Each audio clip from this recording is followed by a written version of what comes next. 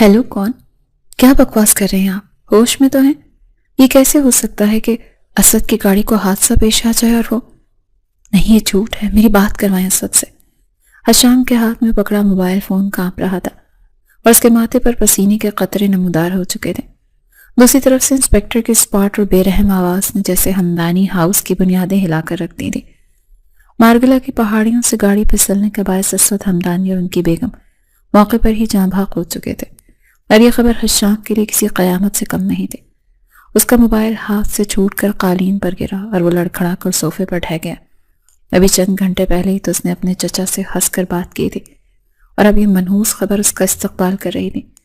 घर में मौजूद सिकंदर हमदानी और बेगम आलिया हशाम की हालत देखकर भागते हुए आए, मगर जब हशाम ने टूटी हुई आवाज में हकीकत बयान की तो घर में कोहराम मच गया। दीवारें जो कहकहों की अमीन थी, अब वहां बैन और सिसकियों का राज था, मगर इन सब में वो वजूद सबसे ज्यादा काबिल रहम था जो अभी महज 15 बरस की थी। ज़ैनब, जिसकी दुनिया ही उसके माँ बाप थे, उस खबर को सुनकर न रोई न चीखी, बस पत्थर की मूरत बन गई। जनाजे से लेकर तदफीन तक वो गुमसुम बैठी रही। हशाम जब भी उसे देखता उसका दिल कट कर रह जाता। वो उसे अपनी छोटी बहन समझता था और आज इस मासूम गुड़िया को यूं उजड़ते देख कर उसका अपना कलेजा मुंह को आ रहा था। लेकिन कुदरत को शायद उनके सब्र का मजीद इम्तिहान लेना मंजूर था। असद की मौत का सदमा हशाम के बूढ़े दादा जान बर्दाश्त न कर सके और दिल का दौरा पड़ने से बिस्तर मर्ग पर जा पहुंचे। डॉक्टर्स ने जवाब दे दिया, मगर उनकी आंखों में एक अजीब सी बेचैनी थी। तीसरे दिन उन्होंने घर के तमाम मर्दों को अपने कमरे में तलब कर लिया। कमरे में अद्वियात की बू और मौत का सा सुकूत तारी था। दादा जान ने लरसते हाथ से सिकंदर हमदानी का हाथ थामा और फिर वो बम फोड़ा जिसने हशाम की जिंदगी का रुख मोड़ कर रख दिया। मेरा वक्त खत्म हो रहा है सिकंदर, लेकिन मैं अपनी पोती ज़ैनब को यूं लावारिस छोड़कर नहीं जा सकता। असद चला गया, मगर उसकी निशानी को महफूज करना मेरी जिम्मेदारी है। मैं चाहता हूं कि मेरे मरने से पहले ज़ैनब का निकाह हशाम से कर दिया जाए। ये अल्फाज सुनते ही हशाम को लगा कि जैसे कमरे की छत उस पर आ गिरी हो। वो बेयकीनी से दादा जान को देखने लगा। दादा जान, ये आप क्या कह रहे हैं? ज़ैनब वो भी बच्ची है, मैंने उसे गोद में खिलाया है, वो मेरी बहनों जैसी है। और मैं 28 साल का मर्द, हमारा क्या जोड़? ये जुल्म है उस मासूम के साथ भी और मेरे साथ भी। हशाम ने तड़प कर एहतजाज किया। उसका लहजा बुलंद हो गया था। वो अपनी जिंदगी का फैसला यूं जज्बाती दबाव में नहीं कर सकता था, मगर दादा जान की हालत बिगड़ने लगी। उन्होंने सांस उखड़ते हुए हशाम की तरफ देखा और फैसला कुन अंदाज में बोले, अगर तुमने मेरी आखिरी ख्वाहिश पूरी न की हशाम, तो मैं तुम्हें अपनी जायदाद और अपनी शफकत दोनों से आग कर दूंगा। मेरा मरा मुंह देखोगे तुम अगर तुमने इनकार किया। कमरे में मौजूद हर शख्स, यहाँ तक कि उसका बाप सिकंदर हमदानी भी सर झुकाए खड़ा था। हशाम ने अपने बाप की आंखों में बेबसी देखी तो उसका अंदर टूट गया। वो एक उसूल पसंद और अपनी मर्जी का मालिक इंसान था, मगर अपनों की मोहब्बत और ख़ानदानी वक़ार ने उसके पाँव में बेड़ियां डाल दी थी। उसने मुट्ठियां भींच लीं।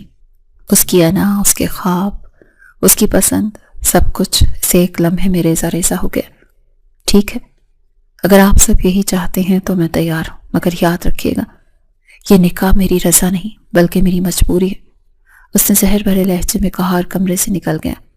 उसी रात उसी सोगवार घर में जहां भी असद के मातम की सफ़ें बिछी थी, एक इंतहाई सादा और दर्दनाक तकरीब मुनक्किद हुई। ज़ैनब को सफ़ेद जोड़े में लाया गया। वो बिल्कुल किसी गुड़िया की तरह बेहिस्सो हरकत बैठी थी। उसे शायद मालूम भी नहीं था कि उसके साथ क्या हो रहा है। निकाह खां के पूछने पर उसने अपने ताए की तरफ देखा और उनके आंसू देखकर धीमी आवाज में कबूल है कह दिया। और दूसरी तरफ हशाम ने भी पथराए हुए लहजे में अपनी बर्बादी पर मोहर जब्त कर दी थी। निकाह के बाद जब ज़ैनब को हशाम के कमरे में छोड़ा गया तो वो डरी सहमी बैठ के कोने में सिमट कर बैठ गई।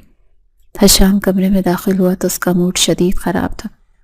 वो टाई की नोट ढीली करता हुआ सोफे की तरफ बढ़ा तो उसकी नज़र ज़ैनब पर पड़ी, जिसे देखकर मजीद सुकड़ गई। हशाम के दिल में एक अजीब सी घुटन पैदा हुई। उस लड़की को किस रिश्ते से देखे जिसे कल तक उस सर पर हाथ फेर कर टॉफियां देता था। ज़ैनब ने उसे अपनी तरफ घूरते देखा तो उसके लब कप कप आए और आदत से मजबूर होकर बोली, हशाम लाला, मुझे डर लग रहा है। ये दो अल्फाज हशाम के ज़ब्त के परखच्चे उड़ाने के लिए काफ़ी थे। उसके तन बदन में आग लग गई। वो तेजी से आगे बढ़ा और ज़ैनब के बाजू को अपनी फौलादी गिरफ्त में जकड़ लिया। ज़ैनब दर्द से बिलबिला उठी, मगर हशाम की आंखों में खून उतर आया। खबरदार, خبردار جو آج کے بعد مجھے لالا کہا، تمہارے ان 2 لفظوں نے میری پوری زندگی برباد کر دی۔ میں لالا نہیں، شوہر ہوں تمہارا، وہ شوہر جسے زبردستی تمہارے گلے میں باندھا گیا ہے۔ وہ دہاڑا تو زینب کا رنگ ہلدی کی طرح زرد پڑ گیا۔ وہ تو حشام کے اس روپ سے ناواقف تھی۔ اس نے تو زندگی میں پہلی بار حشام کی آنکھوں میں اپنے لیے نفرت دیکھی تھی۔ حشام نے اسے جھٹکے سے چھوڑا اور نفرت سے اسے دیکھتا ہوا بولا، میرے سامنے مت رہنا تم، مجھے تم سے اور تمہاری اس معصومیت سے گھن آتی ہے جس نے مجھے جذباتی بلیک میلنگ کا شکار بنایا۔ یہ کہہ کر وہ کمرے سے نکل کر بیلکونی میں چلا گیا اور زینب وہیں قالین پر بیٹھی سسکیاں لینے لگی۔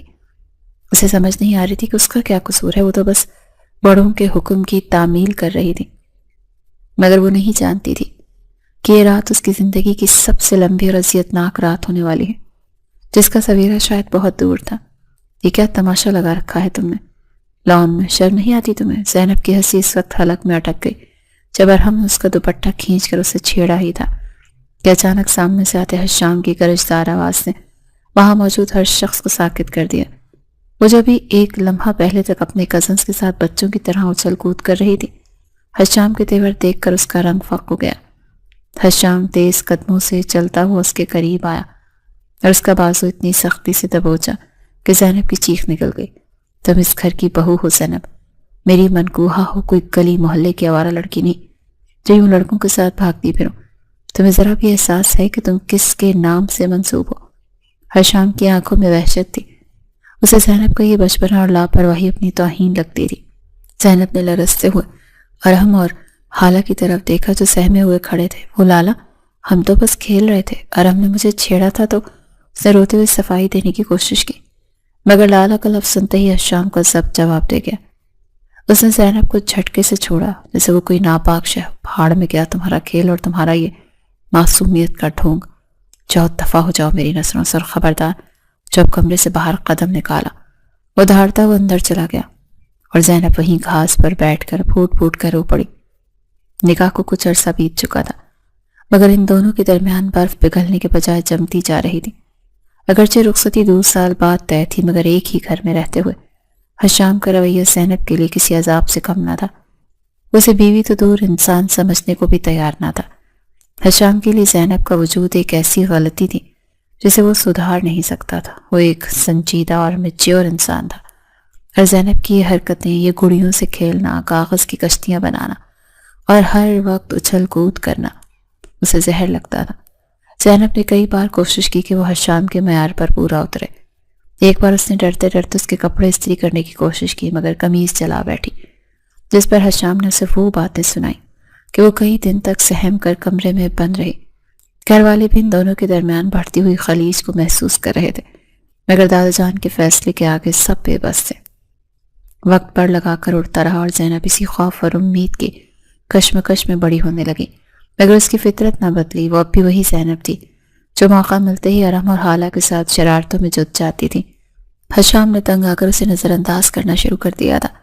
اس نے خود کو مکمل طور پر اپنے بزنس میں غرق کر لیا تھا تاکہ گھر آ کر اسے زینب کا سامنا نہ کرنا پڑے۔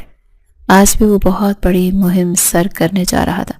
اسلام آباد والی پارٹی کے ساتھ ڈیل فائنل ہونی تھی جو اس کی کمپنی کی تاریخ کی سب سے بڑی ڈیل تھی۔ اگر یہ ڈیل ہو جاتی تو کروڑوں کا فائدہ تھا، اور اگر منسوخ ہوتی تو ہمدانی گروپ دیوالیہ ہو سکتا تھا۔ وہ رات پر جاگ کر اس اہم پروجیکٹ کی فائل تیار کرتا رہا تھا۔ صبح جب وہ تیار ہو کر نیچے اترا تو اس کا ذہن صرف اور صرف اس میٹنگ میں الجھا ہوا تھا۔ ٹینشن اور دباؤ کی وجہ سے اس نے ناشتہ بھی ٹھیک سے نہیں کیا۔ بابا میں نکل رہا ہوں، دعا کیجیے گا آج فیصلہ ہمارے حق میں ہو، اس نے سکندر ہمدانی سے کہا اور عجلت میں گاڑی کی چابی اٹھا کر باہر نکل گیا۔ اس کے وہم و گمان میں بھی نہیں تھا کہ جس فائل کے لیے وہ مہینوں سے محنت کر رہا تھا، جس میں اس کی کمپنی کا مستقبل بند تھا، وہ فائل وہ اپنے کمرے کی سائڈ ٹیبل پر ہی بھول آیا، اور یہی وہ بھول تھی جو زینب کے بچپنے اور حشام کی سنجیدگی کو ایک ایسے موڑ پر لانے والی جہاں سے واپسی کا کوئی راستہ نہیں تھا۔ اوہ شٹ، یہ میں کیا کر بیٹھا؟ فائل، میری فائل کہاں گئی؟ گاڑی کو ایک جھٹکے سے سڑک کے کنارے روکتے ہوئے حشام کے منہ سے بے اختیار نکلا، اور اس نے دیوانہ وار پاس والی سیٹ پر ہاتھ مارا جو خالی پڑی تھی اور اسے منہ چڑھا رہی تھی۔ اس کے دماغ میں سائرن بجنے لگے، کیونکہ وہ کوئی عام فائل نہیں تھی، بلکہ اس میں وہ تمام قانونی دستاویزات اور معاہدے کی تفصیلات تھیں جن کی بنیاد پر اسلام آباد والی پارٹی کے ساتھ ڈیل فائنل ہونی تھی۔ یہ ہمدانی گروپ کی بقا کا سوال تھا، اور اگر حاجی ڈیل کینسل ہو جاتی تو کمپنی کا لاکھوں اور کروڑوں کا نقصان ہو سکتا تھا، اور اس کی مارکیٹ ویلیو خاک میں مل سکتے تھے۔ حشام کے ماتھے پر پسینے کے قطرے نمودار ہوئے۔ اسے یاد آیا کہ صبح جلد بازی میں نکلتے وقت وہ فائل سائڈ ٹیبل پر ہی بھول آیا تھا۔ اسے فوراً گاڑی کا رخ واپس گھر کی طرف موڑا ہی تھا کہ موبائل کی اسکرین روشن ہو گئی۔ سکندر حمدانی کی کال تھی۔ حشام، کہاں ہو تم؟ کلائنٹس پہنچنے والے ہیں اور تم ابھی تک غائب ہو، سب خیریت تو ہے؟ دوسری طرف سے بابا کی فکر مند آواز آئی تو حشام نے ایک گہری سانس لے کر خود کو پرسکون کرنے کی کوشش کی۔ بابا، میں بس 5 منٹ میں پہنچ رہا ہوں، ایک ضروری کاغذ گھر رہ گیا تھا، وہی لینے واپس جا رہا ہوں، آپ ان کو چائے پلائیں؟ میں اڑتا ہوا آیا۔ اس نے فون بند کیا اور ایکسیلیٹر پر پاؤں دبا دیا۔ گاڑی ہوا سے باتیں کرتی ہوئی سڑک پر دوڑ رہی تھی، مگر حشام کے دل کی دھڑکنیں اس سے بھی زیادہ تیز تھیں۔ جب وہ گھر کے پورچ میں پہنچا تو گاڑی وہیں چھوڑ کر تیزی سے اندر کی طرف لپکا۔ گھر کا ماحول حسب معمول پرسکون تھا۔ لانچ سے گزرتے اس کی نظر لان کی طرف پڑی، جہاں سب کزنس کھیل رہے تھے۔ زینب بھی وہیں موجود تھی، جو ارحم اور حالہ کے ساتھ بچوں کی طرح اچھل کود کر رہی تھی۔ اس کے چہرے پر وہی بے فکری اور معصومیت تھی جو حشام کو ہمیشہ ہی زہر لگتی تھی۔ وہ 17 سال کی ہو چکی تھی، مگر اس کی حرکتیں ابھی بھی 5 سال کے بچوں جیسی تھیں۔ ایک طرف حشام کی جان پر بنی تھی کہ کمپنی ڈوبنے والی ہے، دوسری طرف اس کی نام نہاد بیوی جسے گھر کی عزت اور ذمہ داری کا رتی برابر احساس نہیں تھا، وہ اپنی ہی دنیا میں مگن تھی۔ حشام نے نفرت سے رخ موڑا اور لمبے لمبے ڈگ بھرتا ہوا اپنے کمرے کی طرف بڑھ گیا۔ اس کا مقصد صرف وہ فائل اٹھانا اور واپس بھاگنا تھا۔ جب وہ کمرے میں داخل ہوا تو اس کی نظر سائڈ ٹیبل پر پڑی تو اس کے قدم وہیں جم گئے۔ ٹیبل خالی تھی، وہاں وہ نیلے رنگ کی فائل موجود نہیں تھی جسے وہ خود اپنے ہاتھوں سے رکھ کر گیا تھا۔ یہ کہاں گئی؟ ابھی تو یہیں تھی۔ اس نے بے چینی سے ادھر ادھر دیکھا، بیڈ، صوفہ، ڈریسنگ ٹیبل، ہر جگہ چھان ماری، مگر فائل کا نام و نشان نہیں تھا۔ اچانک اس کی نظر قالین پر پڑے کاغذ پر گئی۔ اس نے جھک کر وہ کاغذ اٹھایا تو اس کے پیروں تلے سے زمین نکل گئی۔ یہ اس کی فائل کا ایک اہم پیج تھا جسے پوری طرح موڑ توڑ دیا گیا تھا۔ حشام کا ذہن ایک دم سے دھماکے کے ساتھ ماضی کی طرف گیا، جب اس نے کئی بار ارحم اور حالہ کو کاغذوں کی کشتیاں اور جہاز بنا کر پانی میں چھوڑتے دیکھا تھا۔ ایک خوفناک خیال اس کے دل کو جکڑ گیا، کہیں ان لوگوں نے میری فائل کے ساتھ بھی؟ نہیں نہیں نہیں، یہ نہیں ہو سکتا۔ اس کے حلق میں کانٹے چبھنے لگے۔ اگر اس کا شک درست تھا تو یہ اس کی زندگی کا سب سے بڑا نقصان ہونے والا تھا۔ وہ مٹھی میں کاغذ بھیجے دیوانگی کے عالم میں کمرے سے باہر کی طرف بھاگا۔ اس کا رخ لان کی طرف تھا، جہاں زینب اور بچے ابھی بھی کھیل رہے تھے، میں مصروف تھے۔ حشام کی آنکھوں میں خون اتر آیا تھا، کیونکہ اسے اپنی محنت اور کمپنی کا مستقبل ان بچوں کے ہاتھوں تباہ ہوتا نظر آ رہا تھا، اور اگر ایسا تھا تو آج خیر کسی کی نہیں تھی۔ حشام کے قدموں کی دھمک زمین کو لرزا رہی تھی، اور اس کے ہاتھوں میں موجود وہ کچلا ہوا کاغذ اس بات کا ثبوت تھا کہ کوئی بہت بڑا طوفان ہمدانی ہاؤس کی دیواروں کو ہلانے کے لیے پر تول رہا ہے۔ وہ راہداری عبور کرتا ہوا جب پورچ کی طرف بڑھا تو اس کی آنکھوں میں وحشت رقص کر رہی تھی۔ اس کا ذہن ابھی بھی اس بات کو تسلیم کرنے سے انکاری تھا کہ اس کی راتوں کی نیندیں حرام کر کے بنائی گئی محنت یوں ضائع ہو سکتی ہے۔ وہ فائل محض چند کاغذوں کا مجموعہ نہیں تھی، بلکہ ہمدانی گروپ آف انڈسٹریز کا مستقبل تھی، جس پر سینکڑوں ملازمین کے روزگار اور خاندان کی عزت کا دار و مدار تھا۔ اگر وہ کاغذات ضائع ہو جاتے تو اپنے باپ سکندر حمدانی کو کیا منہ دکھاتا، جس وقت کلائنٹس کے سامنے بیٹھے اس کی آمد کے منتظر تھے، اور اتنے شدید ذہنی دباؤ اور غصے کی کیفیت میں وہ لان کے داخلی دروازے پر پہنچا تو سامنے کا منظر دیکھ کر اس کے جسم کا سارا خون جیسے پیروں میں جم گیا۔ لان میں دوپہر کی کیلی دھوپ پھیلی ہوئی تھی اور سوئمنگ پول کا نیلا پانی سورج کی شعاؤں سے چمک رہا تھا، مگر حشام کی نظر اس چمک پر نہیں بلکہ پانی کی سطح پر تیرتی ان سفید چیزوں پر جم گئی جو ہوا کے دوش پر ہچکولے کھا رہی تھی۔ یہ منظر اتنا بھیانک اور دل دہلا دینے والا تھا کہ حشام کی سانسیں پل بھر کے لیے رک گئیں۔ وہ کشتیاں تھیں، کاغذ کی بنی ہوئی درجنوں کشتیاں، جو زینب، ارحم اور حالہ نے بڑی مہارت اور خوشی سے بنا کر پول میں اتاری تھیں، اور وہ آہستہ آہستہ پانی جذب کر کے ڈوبنے کے قریب تھیں۔ حشام کو اپنی آنکھوں کے آگے اندھیرا چھاتا محسوس ہوا جب اس نے غور کیا کہ ان کشتیوں پر وہی مخصوص سرکاری مہریں اور ٹائپ شدہ تحریر نظر آ رہی تھی جو اس کی ڈیل کے فائنل کا حصہ تھی۔ نہیں، یہ نہیں ہو سکتا، یا اللہ یہ خواب ہو۔ اس کے دل سے ایک بے آواز چیخ نکلی۔ اس کی برسوں کی محنت، اس کی ساکھ، اس کا وقار، سب کچھ اس کی آنکھوں کے سامنے زینب کے بچپنے کی بھینٹ چڑھ رہا تھا۔ پانی میں گھلتی ہوئی سیاہی اسے اپنے ارمانوں کا خون لگ رہی تھی۔ یہ صدمہ اتنا شدید تھا کہ چند لمحوں کے لیے وہ گم کھڑا رہ گیا۔ دوسری طرف پول کے کنارے بیٹھی زینب اور بچے اپنی دھن میں مگن تھے، اور ہم ایک اور کاغذ پھاڑ کر اس کی کشتی بنا رہا تھا، جبکہ زینب تالیاں بجا کر اپنی کشتی کو آگے بڑھانے کا مشورہ دے رہی تھی۔ اسے خبر ہی نہیں تھی کہ اس کی پشت پر کھڑا شخص کس عذاب سے گزر رہا ہے اور اس کی یہ معصوم خوشی کتنی مہنگی پڑنے والی ہے۔ اچانک حشام کا ضبط کا بندھن ٹوٹا اور اس کے حلق سے ایک ایسی دھاڑ نکلی جس نے لان میں موجود ہر ذی روح کو ہلا کر رکھ دیا۔ یہ کیا کیا تم لوگوں نے؟ اس کی آواز میں شیر جیسی گرج تھی۔ زینب کے ہاتھ تالیاں بجاتے ہوئے رک گئے اور ارحم کے ہاتھ سے کاغذ چھوٹ کر گر پڑا۔ سب نے خوفزدہ ہو کر پلٹ کر دیکھا تو وہاں حشام ہمدانی کھڑا تھا، جس کا چہرہ غصے سے سرخ انگارے کی طرح دہک رہا تھا اور ماتھے کی رگیں ابری ہوئی تھیں۔ زینب کا رنگ ایسا سفید پڑا جیسے اس کے جسم سے خون نچوڑ لیا گیا ہو۔ وہ حشام کے مزاج سے واقف تھے، مگر آج اس کی حالت دیکھ کر اسے اپنی موت نظر آ رہی تھی۔ حشام تیز قدموں سے چلتا ہوا ان کے سر پر پہنچا اور پول میں تیرتی ہوئی کشتیوں کی طرف اشارہ کیا۔ تمہیں اندازہ ہے یہ کاغذات کیا ہیں؟ تمہیں پتا ہے تم نے کیا تباہی مچائی ہے؟ اس کا بس نہیں چل رہا تھا کہ وہ کیا کر گزرے۔ بچے سہم کر ایک دوسرے کے پیچھے چھپنے لگے۔ وہ لالا ہم تو بس، ارحم نے ہکلاتے ہوئے بولنے کی کوشش کی، مگر حشام کی ایک گھوری نے اس کی آواز بند کر دی۔ کس کا آئیڈیا تھا یہ؟ کس نے کہا تھا میری ٹیبل سے فائل اٹھانے کو؟ بولو، ورنہ آج میں کسی کا لحاظ نہیں کروں گا۔ حشام کا لہجہ اتنا کاٹدار تھا کہ حالہ رونا شروع ہو گئی اور اس نے کپکپاتی انگلی سے زینب کی طرف اشارہ کیا۔ زینب آپی نے کہا تھا، انہوں نے کہا تھا کشتیوں کی ریس لگاتے ہیں۔ یہ سننا تھا کہ حشام کی نظریں زینب پر مرکوز ہو گئیں۔ وہ مجرموں کی طرح سر جھکائے کھڑی تھی۔ اس کے دوپٹے کا پلو مٹی سے اٹا ہوا تھا اور آنکھوں میں دہشت تھی۔ حشام کو لگا تھا کہ زینب نے جان بوجھ کر اس سے انتقام لیا۔ اس کی ساری نفرت، ساری کوفت اور پچھلے 2 سالوں کا دباؤ ایک دم امڈ آیا۔ وہ ایک قدم آگے بڑھا تو زینب خوف کے مارے 2 قدم پیچھے ہٹی۔ تم انسان ہو یا کوئی عذاب؟ پہلے میری زندگی برباد کی، میرے سکون کا بیڑا غرق کیا، اور اب میرے کاروبار اور میری عزت کے پیچھے پڑ گئی ہو۔ حشام گھبرایا اور اس کی طرف مزید بڑھا۔ زینب نے نفی میں سر ہلایا۔ اس کی زبان تالو سے چپک گئی۔ وہ بس اتنا کہنا چاہتی تھی کہ وہ نہیں جانتی تھی کہ یہ کاغذات اتنے اہم ہیں۔ وہ تو بس ان کی بیک سائڈ کو کوڑا سمجھ کر استعمال کر رہی تھی، لیکن حشام اس وقت کچھ سننے کی صلاحیت کھو چکا تھا۔ آج میں تمہارا یہ بچپنا ہمیشہ کے لیے ختم کر دوں گا۔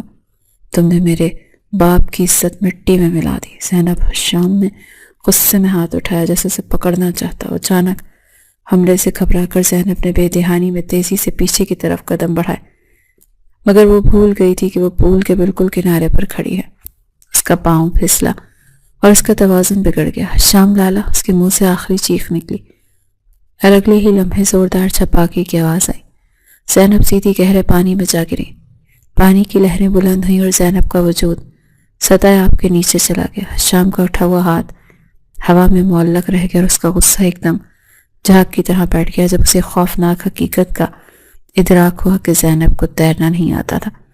وہ پانی سے شدید ڈرتی تھی۔ چند لمحے پہلے تک جو حشام آگ بگولا تھا، اب اس کے چہرے پر موت کی ایسی زردی چھا گئی۔ وہ پول میں زینب کے ہاتھ پاؤں مارنے کی آوازیں اور پانی کے بلبلے اس کی موت کا پیغام دے رہی تھی۔ وہ ڈوب رہی تھی اور یہ منظر حشام کو لگا جیسے اس کا اپنا سانس رک رہا ہو۔ اس کے تو وہم و گمان میں بھی نہیں تھا کہ فائل کا نقصان ایک جان کے نقصان میں بدلنے والا ہے۔ پانی کے چپاکے کی وہ آواز کسی دھماکے سے کم نہیں تھی جس نے وہاں موجود ہر آواز کو نکل لیا۔ حشام جو ابھی ایک لمحہ پہلے تک غصے کی آگ میں جل رہا تھا، اب اس کے قدموں تلے سے جیسے زمین ہی نکل گئی تھی جب اس کے کانوں میں حالہ کی خوف زدہ چیخ گونجی، زینب آپی! اور اس کے ساتھ ہی پانی میں ڈوبتے ابھرتے زینب کے ہاتھ نظر آئے جو زندگی کی بھیک مانگ رہے تھے۔ حشام کا دل ایک لمحے کے لیے دھڑکنا بھول گیا، کیونکہ وہ جانتا تھا کہ زینب پانی سے کتنا ڈرتی ہے اور اسے تیرنا نہیں آتا۔ اس کی آنکھوں کے سامنے اندھیرا چھانے لگا۔ اس کے دماغ سے فائل، ڈیل، کلائنٹس، نقصان سب کچھ محو ہو گیا۔ وہاں صرف ایک حقیقت باقی رہ گئی تھی اور وہ تھی زینب کی زندگی جو اس وقت موت کے دہانے پر تھی۔ اس سے پہلے کہ کوئی اور حرکت کرتا یا بچے مدد کے لیے کسی کو پکارتے۔ حشام نے اپنی مہنگی گھڑی اور جوتوں کی پرواہ کیے بغیر اس طرح سوٹ سمیت پول میں چھلانگ لگا دی۔ ٹھنڈے پانی نے اس کے جسم کو چھوا تو اسے ہوش آیا، مگر اس کا سارا دھیان زینب کی طرف تھا جو اب سطح آب سے نیچے جا رہی تھی۔ حشام نے پانی کو چیرتے ہوئے چند لمحوں میں یہ فاصلہ طے کیا اور زینب کے بازو کو پکڑ کر اسے اوپر کھینچا۔ زینب کے حواس خطا ہو چکے تھے، پانی اس کے پھیپھڑوں میں بھر رہا تھا اور وہ بے ہوشی کے عالم میں تھی۔ حشام نے اسے اپنے بازوں کے حصار میں لیا اور اسے کنارے کی طرف لایا۔ اس کا اپنا سانس پھولا ہوا تھا اور دل کی دھڑکنیں ہتھوڑے کی طرح سے برس رہی تھی۔ اس نے زینب کو پول سے باہر نکالا اور گھاس پر لٹا دیا۔ زینب آنکھیں کھولو۔ حشام نے اس کے گال دھپدھپائے۔ اس کی آواز میں وہ تڑپ تھی جو شاید اس نے خود بھی کبھی محسوس نہیں کی تھی۔ زینب نے کھانستے ہوئے منہ سے پانی نکالا اور نیم آنکھوں سے حشام کو دیکھا۔ اس کی غیر ہوتی حالت، رنگت زرد اور ہونٹ نیلے پڑ چکے تھے۔ حشام نے اسے زندہ سلامت دیکھ کر ایک گہرا سانس لیا اور آسمان کی طرف دیکھ کر شکر ادا کیا، مگر پھر اگلے ہی لمحے اس کا غصہ اور پریشانی کا عجیب چشمے میں ڈھل گئے۔ وہ وہیں لان میں کھڑے سہمے ہوئے کزنز کو نظر انداز کیا جو بت بنے یہ منظر دیکھ رہے تھے، اور آگے بڑھ کر زینب کو اپنے مضبوط بازو میں اٹھا لیا۔ زینب کا بھیگا ہوا وجود اس کے سینے سے لگا تو حشام کو اس کی کپکپاہٹ محسوس ہوئی۔ اسے لے کر سیدھا اندر کی طرف بھاگا۔ راستے میں کوئی ملازم یا گھر کا فرد نظر نہیں آیا اور یہ حشام کے لیے اچھا ہی تھا۔ اسے لے کر سیدھا اپنے بیڈ روم میں آیا اور دروازہ لات مار کر بند کر دیا۔ اس نے زینب کو بیڈ پر تقریباً پٹکتے ہوئے لٹایا اور جلدی سے الماری سے ایک بڑا تولیہ نکال کر اس کے اوپر ڈال دیا۔ زینب سردی اور خوف سے بری طرح سے کانپ رہی تھی۔ اس کے دانت بج رہے تھے اور آنکھوں میں وہی پرانا خوف تھا جو وہ حشام کے لیے رکھتی تھی۔ حشام خود بھی شرابور تھا، اس کے بالوں سے پانی ٹپک کر قالین پر گر رہا تھا۔ اس نے غصے سے اپنا کوٹ اتارا اور فرش پر پھینک دیا۔ کیا ضرورت تھی پیچھے ہٹنے کی؟ اگر میں وقت پر نہ پہنچتا تو تم جانتی ہو نا کہ وہاں کتنا گہرا پانی تھا۔ حشام اس پر جھکا تو زینب سہم کر پیچھے ہوئی۔ سب نے دونوں ہاتھ جوڑ دیے۔ سوری لالا، پلیز مجھے مت مارنا، میں نہیں جانتی تھی فائل اتنی ضروری ہے۔ اس کی آواز میں ایسی بے چارگی تھی کہ پتھر بھی پگھل جائے، مگر لالا کا لفظ سنتے ہی حشام کی رگیں تن گئی۔ وہ جب اس کی جان بچا کر لایا تھا پھر سے اسی اذیتناک کیفیت میں مبتلا ہو گیا۔ اس نے آگے بڑھ کر زینب کے دونوں کاندھے پکڑے اور اسے جھنجھوڑ کر رکھ دیا۔ میں نے کتنی بار کہا ہے مجھے لالا مت کہا کرو، کیوں سمجھ نہیں آتی تمہیں؟ میں شوہر ہوں تمہارا مجازی خدا، کب تک اس رشتے کی توہین کرتی رہو گی تم؟ حشام کی آواز میں اتنی شدت تھی کہ زینب کی آنکھوں سے ٹپ ٹپ آنسو گرنے لگے۔ اس شخص کے بدلتے ہوئے روپ سے خائف تھی۔ حشام نے اسے چھوڑا اور اپنی گیلی قمیض کے بٹن کھولنے لگا کیونکہ اسے بھی سردی لگ رہی تھی۔ زینب نے اسے قمیض اتارتے دیکھا تو شرم اور خوف سے اس کی آنکھیں بند کر لیں، چہرہ ہاتھوں میں چھپا لیا۔ دیکھ نہیں رہی اندھی ہو گئی ہو؟ کپڑے چینج کرنے ہیں، بہت امپورٹنٹ میٹنگ تھی، ساری فائل کا ستیہ ناش کر دیا تم نے۔ حشام نے قمیض اتار کر ایک طرف اچھالی اور غصے سے بڑبڑایا۔ وہ لالا میں جا رہی ہوں۔ زینب نے اٹھنے کی کوشش کی۔ اسے لگا اگر وہ ایک پل بھی یہاں مزید رکی تو حشام کا غصہ اسے جلا دے گا، مگر اس سے پہلے ہی وہ بیڈ سے اترتی۔ حشام نے اس کا راستہ روک لیا۔ اسے زینب کا بازو پکڑا، اسے واپس اپنی طرف کھینچا۔ زینب کا سر حشام کے ننگے سینے سے ٹکرایا۔ اس قربت نے کمرے کے ماحول میں ایک عجیب سی بجلی بھر دی۔ زینب کا سانس سینے میں اٹک گیا۔ حشام نے اس کا چہرہ اوپر اٹھایا۔ اس کی آنکھوں میں ایک عجیب سی آگ تھی جو غصے کی تھی یا کسی اور جذبے کی، یہ فیصلہ کرنا مشکل تھا۔ کہاں جا رہی ہو؟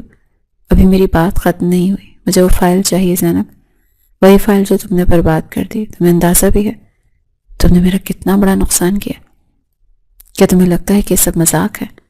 حشام اس پر جھکا ہوا تھا، اس کا گرم سانس سینے کے چہرے کو جھلسا رہا تھا۔ زینب نے اپنی آنکھیں میچ لیں۔ لالا وہ تو کشتیاں بنا دیں، مجھے معاف کر دیں۔ وہ روتے ہوئے بولی، پتہ نہیں تمہیں کب عقل آئے گی۔ کیا میرے باپ نے اور دادا نے میری زندگی خراب کر دی تمہارے پلے باندھ کر؟ حشام کے منہ سے جملہ نکلنا تھا کہ زینب نے ایک دم آنکھیں کھول دیں۔ یہ الفاظ اس کے دل پر کسی نشتر کی طرح لگے تھے۔ وہ جو اتنے سالوں سے اس کی بے رخی سہ رہی تھی، اس کے طعنے برداشت کر رہی تھی، آج یہ سن کر اس کا ضبط ٹوٹ گیا۔ وہ ایک دم حشام کے حصار سے نکلی اور اس کے سامنے کھڑی ہو گئی۔ اس کی آنکھوں میں آنسو تھے مگر لہجے میں ایک نئی طاقت جو شاید محبت کی طاقت تھی۔ آپ کی زندگی خراب ہو گئی؟ اور میری زندگی کا کیا؟ زینب نے پہلی بار اس کی آنکھوں میں آنکھیں ڈال کر سوال کیا۔ حشام حیرت سے اسے دیکھنے لگا۔ یہ وہ زینب تو نہیں تھی جو اس کے سائے سے بھی ڈرتی تھی۔ میں پاگل ہوں حشام صاحب، میں پاگل ہوں جو آپ سے اتنی محبت کرتی ہوں، اور آپ کہتے ہیں کہ آپ کی زندگی خراب ہو گئی۔ الفاظ زینب کے منہ سے ادا ہوئے یا کوئی بم پھٹا۔ کمرے میں موت جیسی خاموشی چھا گئی۔ حشام کا ہاتھ جو غصے سے اٹھا ہوا تھا وہیں ہوا میں معلق رہ گیا۔ وہ ہکا بکا رہ گیا۔ اسد اپنے کانوں پر یقین نہیں آ رہا تھا، جیسے وہ کم عمر، نادان اور بچی سمجھتا تھا، جس کے بارے میں اس کا خیال تھا کہ وہ جذبات سے آ رہی ہے۔ وہ آج اس کے منہ پر اپنی محبت کا اعتراف کر رہی تھی۔ کیا کہا ہے تم نے؟ حشام کی آواز مدھم پڑ گئی۔ اس کا سارا غصہ، ساری انا جیسے سے ایک جملے نے نچوڑ لی تھی۔ زینب نے اپنی بھیگی ہوئی پلکیں اٹھا کر اسے دیکھا۔ اس کی نظروں میں شکوہ بھی تھا اور اقرار بھی۔ وہی کہا ہے جو آپ نے سنا۔ آپ میری سننا ہی کب چاہتے ہیں؟ آپ کو تو بس اپنی فائل اور اپنے نقصان کی فکر ہے۔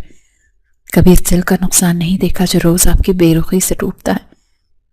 یہ کہتے ہوئے زینب وہاں سے مڑی اور تیزی سے باتھ روم میں گھس کر دروازہ بند کر لیا۔ حشام وہیں مجسمہ بنا کھڑا رہ گیا۔ اس کے دماغ میں زینب کے الفاظ گونج رہے تھے۔ میں پاگل ہوں جو آپ سے محبت کرتی ہوں۔ آج جیسے وہ کم عمر زینب کچھ الگ لگی تھی۔ وہ نہیں جانتا تھا کہ وہ نکاح کے بعد محبت کے جذبات دل میں چھپائے بیٹھی ہے۔ اس اعتراف نے حشام کے دل کی دنیا میں زلزلہ برپا کر دیا تھا۔ فائل، نقصان، میٹنگ، سب کچھ ثانوی ہو گیا۔ اس وقت اگر کچھ اہم تھا تو وہ باتھ روم کے بند دروازے کے پیچھے سے سکتی ہوئی وہ لڑکی جو نادان ہوتے ہوئے بھی اپنے دل کا سودا کر بیٹھی تھی۔ باتھ روم کا دروازہ بند ہونے کے بعد کمرے میں چھانے والی خاموشی باہر کے شور سے زیادہ پرشور تھی۔ حشام اس طرح ساکت کھڑا تھا جیسے کسی نے اس پر زہر پھونک دیا ہو۔ زینب کے منہ سے ادا ہونے والا وہ جملہ، میں پاگل ہوں جو آپ سے محبت کرتی ہوں، اس کے کانوں میں بار بار گونج رہا تھا اور ہر بار اس کے دل پر ایک نئی دستک دے رہا تھا۔ وہ جس لڑکی کو کل تک ایک ضدی، لاپرواہ اور نادان بچی سمجھتا تھا، جس کے وجود کو وہ اپنی زندگی کا روگ سمجھتا تھا، آج اس لڑکی نے چند لفظوں میں اس کے غرور، اس کی انا اور اس کی سنجیدگی کے سارے بت پاش پاش کر دیے تھے۔ حشام نے بے اختیار اپنا ہاتھ اپنے دل پر رکھا۔ جہاں ایک عجیب سی ہلچل تھی، یہ دھڑکن خوف کی نہیں، نہ ہی غصے کی، بلکہ اس احساس ندامت کی تھی جو اسے اپنے رویے پر ہو رہا تھا۔ اس نے سوچا بھی نہیں تھا کہ وہ لڑکی جسے وہ نظر انداز کرتا آیا ہے، جس کی معصومیت کو وہ حماقت سمجھتا رہا ہے، وہ اپنے ننھے سے دل میں اس کے لیے اتنی گہری محبت چھپائے بیٹھی۔ اس اعتراف نے حشام کے اندر کے مرد کو جگا دیا تھا اور اسے اچانک اپنی وہ تمام زیادتیاں یاد آنے لگیں جب اس نے زینب کو جھڑکا تھا، اسے رلایا تھا، اور بدلے میں زینب نے ہمیشہ خاموشی سے سر جھکایا تھا۔ میں کتنا اندھا تھا، وہ بڑبڑایا، اور اس کی نظر زمین پر پڑے گیلے تولیے پر گئی جو زینب نے بھی استعمال کیا تو اس کے دل میں ایک ٹیس سی اٹھی۔ ایک شدید خواہش پیدا ہوئی کہ وہ بھی اس دروازے کو کھلوائے اور زینب کو بتا دے کہ وہ تنہا نہیں ہے، مگر اس کی انا اور مردانہ وجاہت ابھی بھی آڑے آ رہی تھی۔ وہ جانتا تھا کہ ابھی اس کا دماغ الجھا ہوا ہے، ابھی وہ کسی بھی فیصلے پر پہنچنے سے قاصر ہے۔ اس نے گہری سانس لی اور اپنے گیلے کپڑے تبدیل کرنے لگا۔ اس دوران اس کا موبائل مسلسل بج رہا تھا، سکندر ہمدانی کی کالز آ رہی تھیں، مگر حشام نے فون سائلنٹ پر لگا کر ایک طرف پھینک دیا۔ آج اسے کسی کلائنٹ، کسی ڈیل یا کسی منافع کی پرواہ نہیں تھی۔ اس کا سب سے بڑا سرمایہ تو اس کے کمرے میں موجود تھا جسے وہ کھونے کے قریب تھا۔ تقریباً آدھے گھنٹے بعد باتھ روم کا دروازہ آہستگی سے کھلا اور زینب باہر نکلی۔ اس کی آنکھیں رونے کی وجہ سے سرخ ہو رہی تھیں اور چہرہ مرجھایا ہوا تھا۔ اس نے ڈرتے ڈرتے نظر اٹھا کر کمرے کا جائزہ لیا۔ اسے یقین تھا کہ حشام ابھی بھی غصے میں ہوگا اور شاید اس پر ہاتھ اٹھائے، مگر سامنے کا منظر دیکھ کر وہ ٹھٹک گئی۔ حشام صوفے پر بیٹھا، سر جھکائے، گہری سوچ میں گم تھا۔ اس نے زینب کے قدموں کی آہٹ سنی تو سر اٹھا کر اسے دیکھا۔ اس بار اس کی نگاہوں میں وہ روایتی سختی اور سرد مہری نہیں تھی جس کی زینب عادی تھی۔ بلکہ وہاں ایک عجیب سی نرمی، ایک پشیمانی اور ایک انکہا جذبہ تھا جسے پڑھنے سے زینب قاصر تھی۔ وہ نظریں جھکائے خاموشی سے بیڈ کی طرف بڑھی تاکہ وہاں سے اپنا دوپٹہ اٹھا کر باہر بھاگ سکیں، مگر حشام کی بھاری آواز نے اس کے قدم روک دیے۔ زینب! یہ پکار اتنی نرم تھی کہ زینب کا دل اچھل کر حلق میں آ گیا۔ وہ وہیں رک گئی مگر مڑ کر نہیں دیکھا۔ جی؟ اس کی آواز بمشکل نکلی۔ حشام اپنی جگہ سے اٹھا اور آہستہ آہستہ چلتا ہوا اس کے قریب آیا۔ زینب کا سانس رکنے لگا، اسے لگا شاید اب ڈانٹ پڑے گی، مگر حشام نے اس کے قریب آ کر ایک لمحے کا توقف کیا اور پھر دھیمے لہجے میں بولا، تمہارے کپڑے گیلے ہیں، چینج کر لو ورنہ بیمار ہو جاؤ گی۔ اور وہ رکا جیسے الفاظ کا چناؤ کر رہا، اور آج کے بعد تمہیں مجھ سے ڈرنے کی ضرورت نہیں ہے۔ میں وہ فائل دوبارہ تیار کر لوں گا، نقصان پورا ہو جائے گا، مگر جو بات تم نے کہی ہے۔ حشام نے جملہ ادھورا چھوڑ گیا کیونکہ اسے سمجھ نہیں آ رہا تھا کہ وہ کیا کہے۔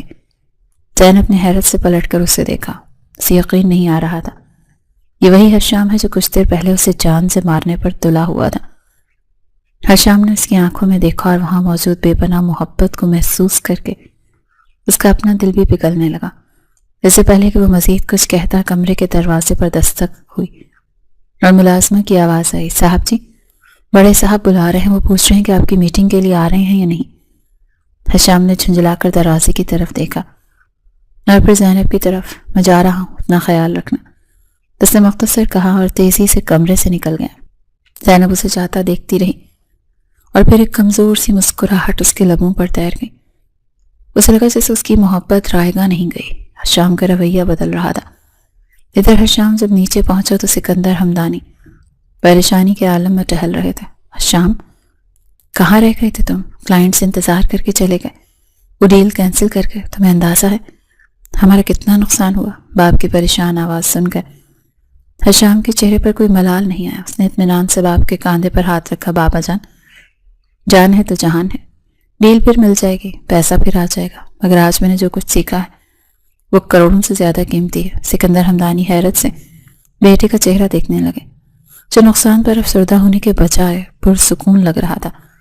اس واقعے کے بعد کے چند دن حمدانی ہاؤس میں عجیب خاموشی اور تبدیلی لے کر آئی۔ حشام کا وہ نقصان واقعی بھاری تھا، مگر اس نے اپنی کمپنی کی ساکھ کو دوبارہ بحال کرنے کے لیے دن رات ایک کر دیے۔ اس مصروفیت کے باوجود اس کا دھیان گھر میں موجود زینب کی طرف رہتا تھا۔ زینب نے بھی خود کو بدل لیا، وہ اب پہلے کی طرح بچوں کے ساتھ اچھل کود نہیں کرتی تھی، بلکہ اس کے اندر ایک سنجیدگی اور وقار آ گیا تھا۔ وہ حشام کے سامنے آنے سے کتراتی تھی، اسے شرم آتی تھی کہ اس نے اپنی محبت کا اظہار کر دیا ہے، لیکن حشام اب اسے چھپ چھپ کر دیکھتا تھا۔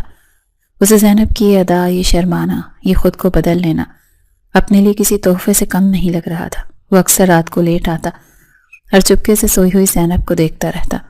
اسے احساس ہو چکا تھا کہ وہ اس نادان لڑکی کی محبت میں گرفتار ہو چکا ہے۔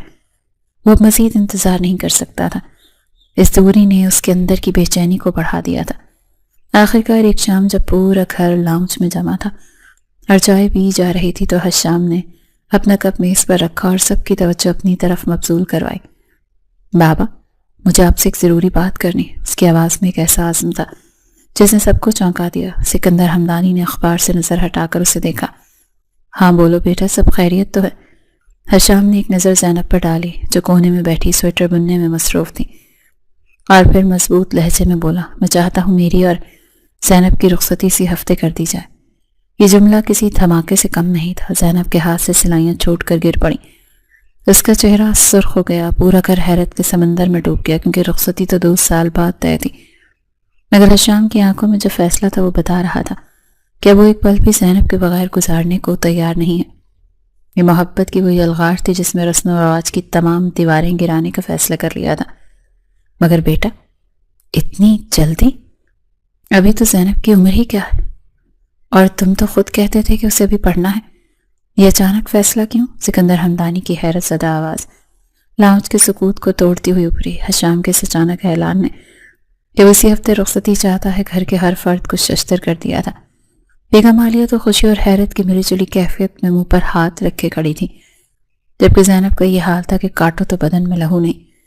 حشام نے گہری نظر اپنے باپ پر ڈالی اور پھر اس کی نگاہیں زینب کے جھکے ہوئے وجود کا طواف کرنے لگی۔ جو شرم اور گھبراہٹ سے زمین میں گڑی جا رہی تھی. بابا آپ جانتے ہیں کہ اگلے ماہ مجھے بزنس کے سلسلے میں دبئی شفٹ ہونا ہے اور میں نہیں چاہتا کہ میں وہاں اکیلا رہوں اور زینب یہاں آپ لوگوں کے پاس. یہ میری بیوی ہے اور اب میں اسے اپنی ذمہ داری بنا کر اپنے ساتھ لے جانا چاہتا ہوں. حشام کا لہجہ اتنا مضبوط اور دو ٹوک تھا کہ اس میں انکار کی کوئی گنجائش نہیں تھی. سکندر حمدانی نے بیٹے کے چہرے پر موجود سنجیدگی دیکھی تو ہلکا سا مسکرا کر رضامندی ظاہر کر دی، مگر زینب سے یہ سب برداشت نہیں ہوا. اس کے اندر جذبات کا ایک ایسا سیلاب امڑ آیا جس کا سامنا کرنا اس کے لیے ناممکن تھا. وہ تیزی سے اٹھی اور بنا کسی کی طرف دیکھے تقریباً بھاگتے ہوئے اپنے کمرے کی طرف لپکی.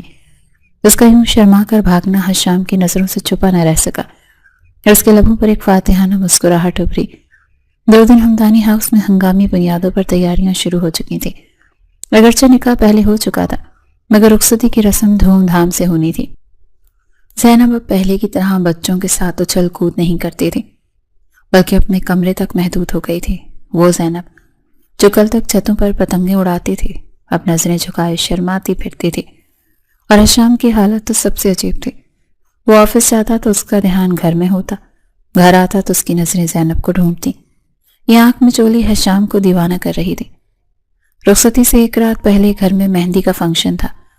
زینب پیلے رنگ کے جوڑے میں ملبوس کچن کی طرف گئی تاکہ پانی پی سکے کہ اچانک کسی نے پیچھے سے دروازہ لاک کر دیا.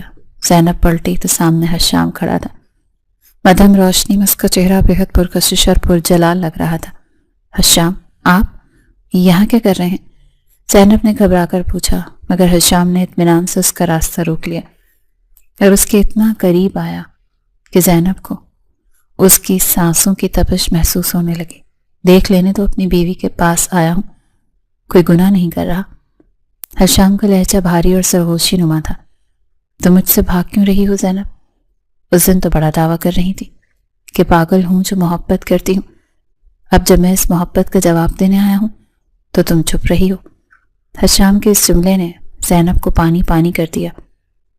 وہ تو میں نے غصے میں کہا تھا. اس نے جھوٹ بولنے کی ناکام کوشش کی تو حشام نے اس کے گال کو انگلی سے چھوا اور مسکرا کر بولا اچھا تو پھر تیار رہنا کیونکہ میں غصے میں کہی گئی باتوں کا بدلہ بہت سود سمیت لیتا ہوں اور وہ بدلہ میں کل رات لوں گا.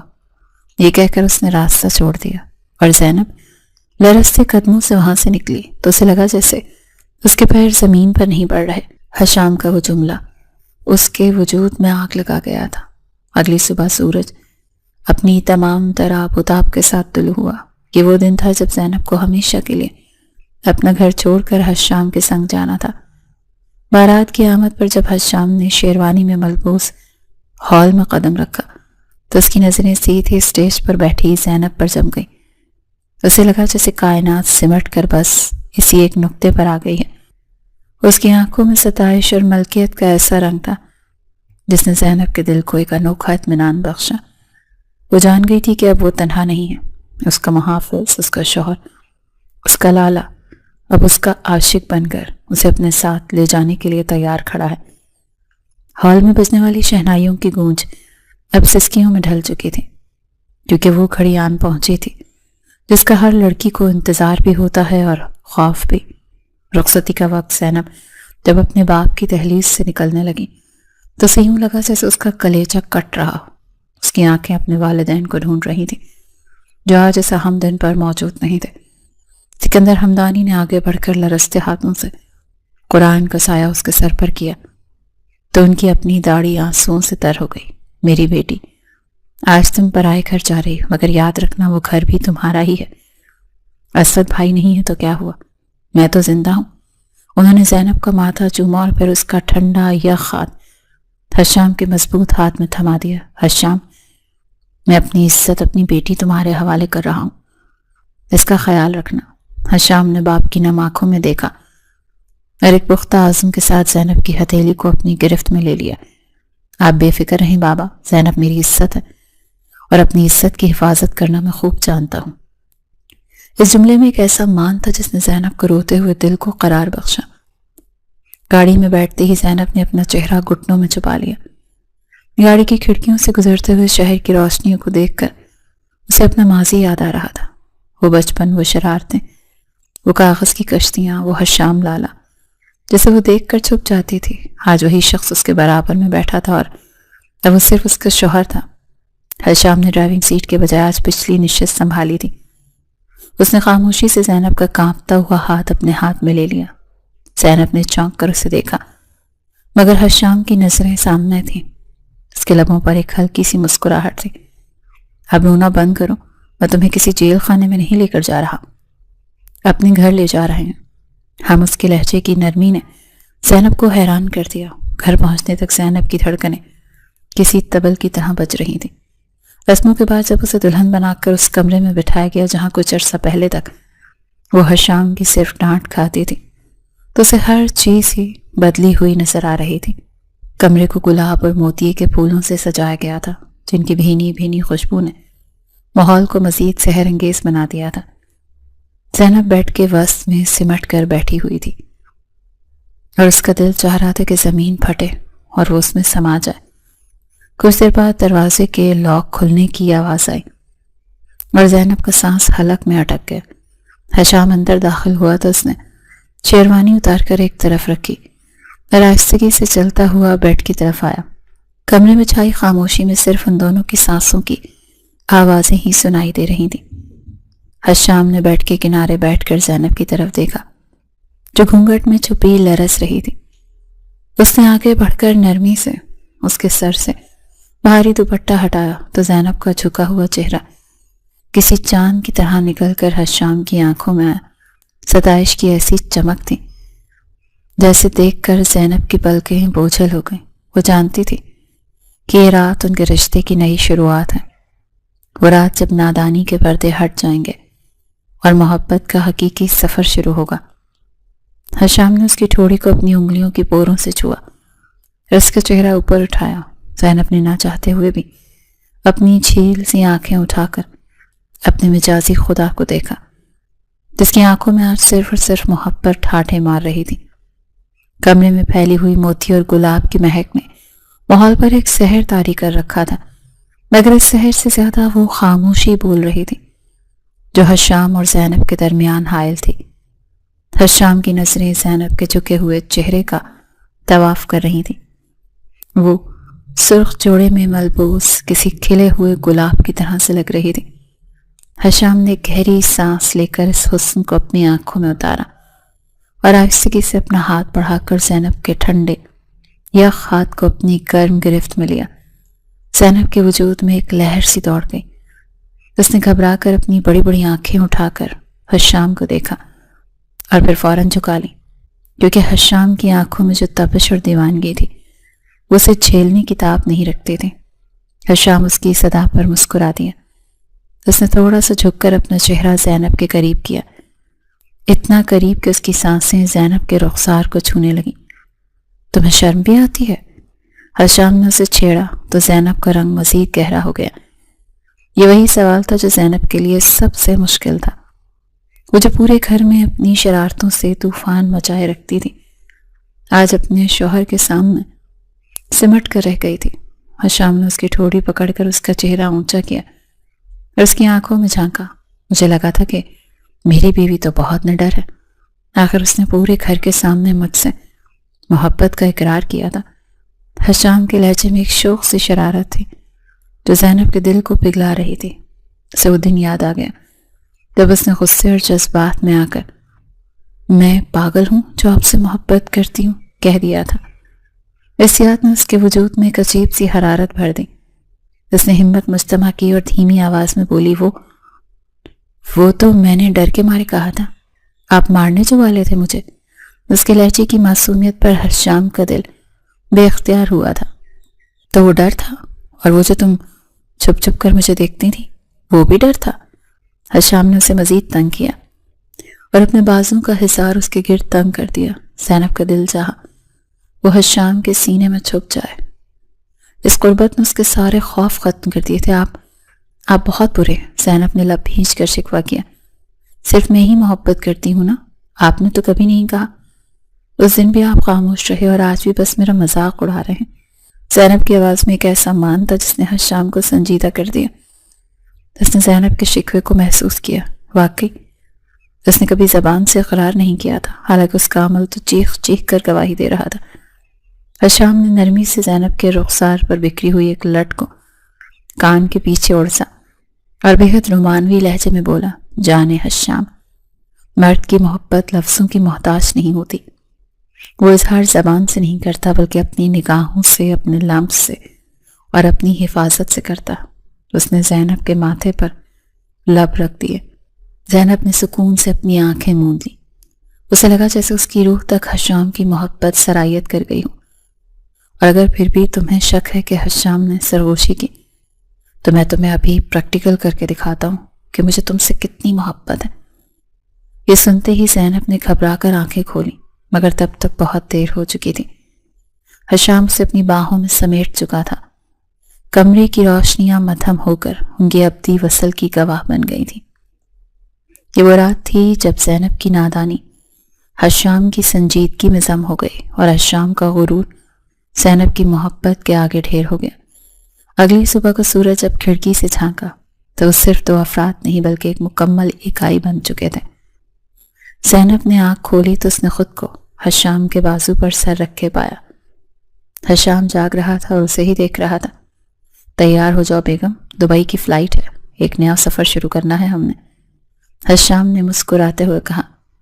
زینب نے اس بات میں سر ہلایا، مگر وہ جانتی تھی کہ اصل سفر تو شروع ہو چکا، وہ سفر جو لالا کے خوف سے شروع ہوا تھا اور اب ہم سفر کی محبت پر محیط تھا۔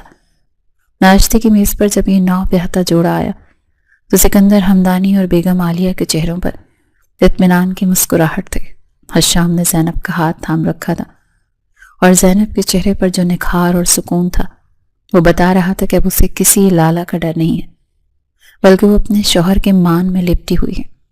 رخصتی کا منظر جذباتی ضرور تھا، مگر اس میں اداسی نہیں تھی۔